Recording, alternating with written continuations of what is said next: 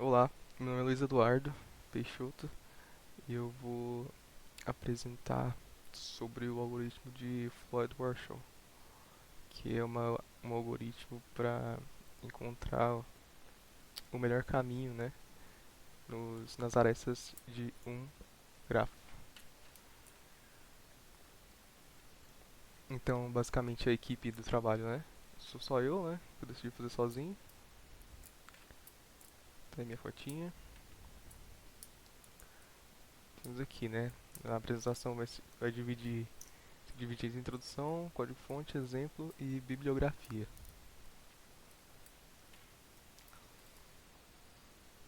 Então, ó, o algoritmo de Floyd-Warshall foi publicado em 1962 por Robert Floyd, porém, em sua essência, esse algoritmo já havia sido apresentado em 1959 por Bernard Roy e em 1962 por Stephen Warshall.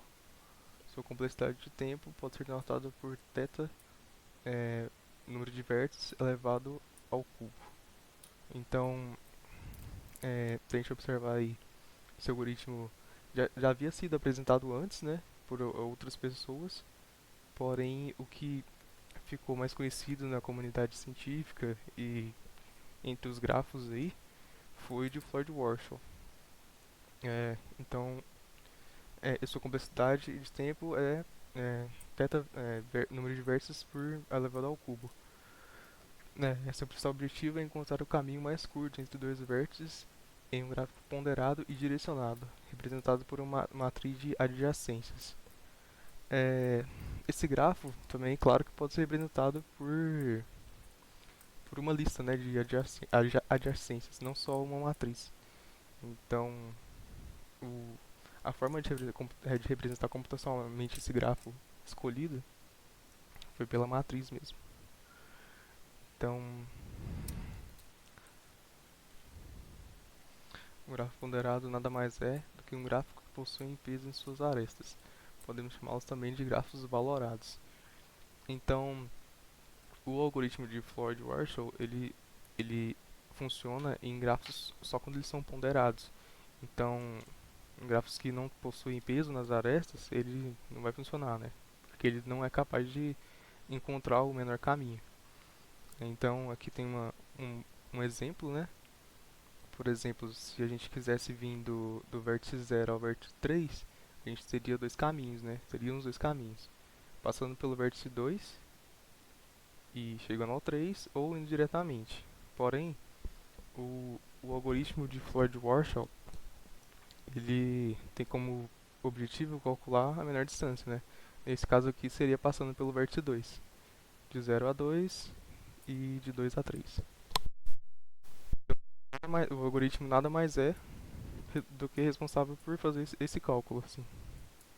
Só que essa daqui é uma representação pra gente, né? Pra nós, seres humanos. O, a máquina não vai interpretar dessa maneira, né? E para isso a gente tem as matrizes de adjacência, que é uma forma de representar computacionalmente os grafos, né? Nesse caso aí, nós temos a matriz de adjacência desse grafo, né?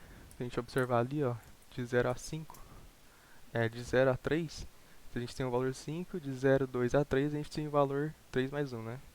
4. Se a gente observar, ó, de 0 a 3, aqui a gente tem o 5, porém, de 0 passando pelo 2, a gente tem o custo de 3, e de 2 a 3 a gente tem o custo de 1. Então esse daqui seria o caminho ideal, digamos, se a gente quisesse acessar as informações desses vértices.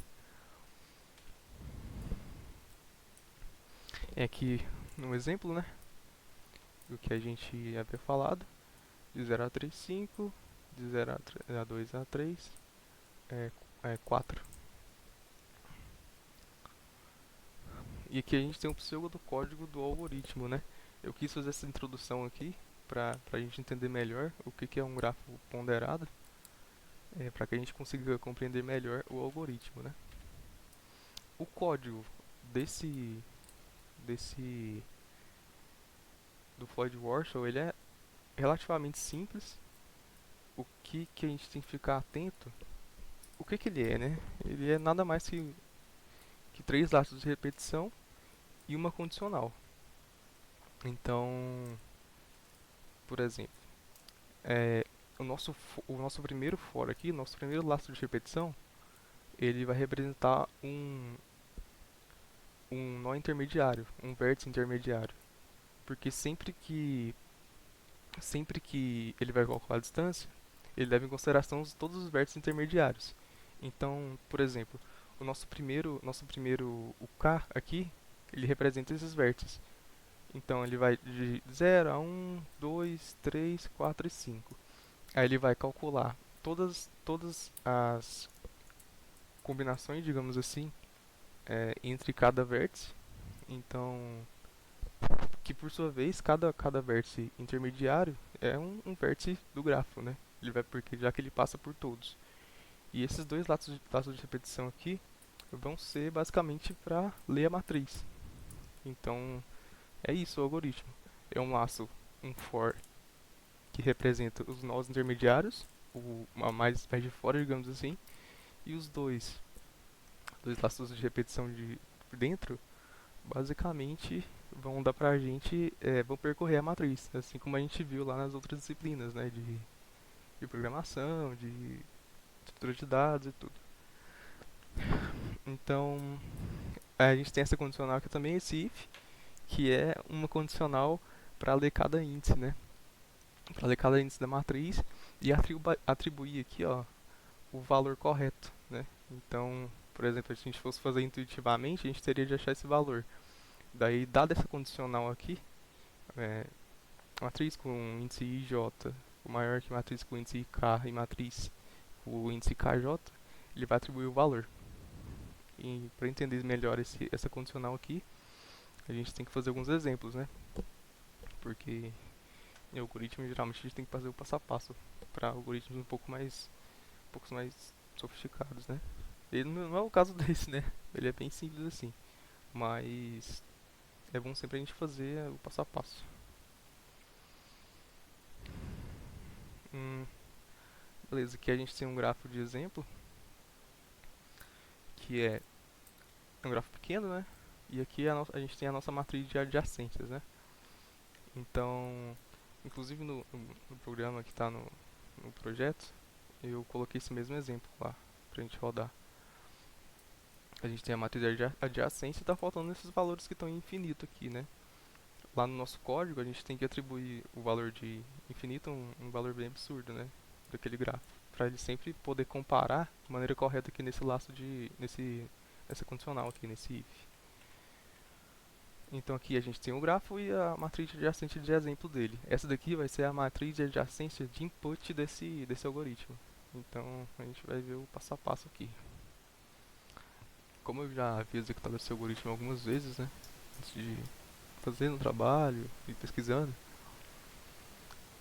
eu tenho esses seguintes índices aqui que eu sei que vão preencher os meus campos aqui, meus campos em vazio da minha tabela da minha matriz de adjacências, né? Então é o seguinte, é, aqui tá de 0 a 3, né? 0 a 3. Porém, é o seguinte, o índice 0 representa o 1 aqui no grafo, que está de 0 a 3 por causa do last for, do laço de repetição lá do Java, né? Que eu fiz começando em 0.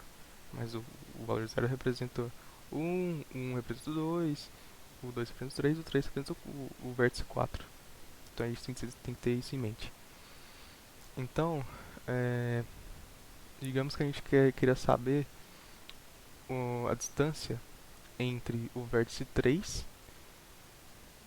e o 1.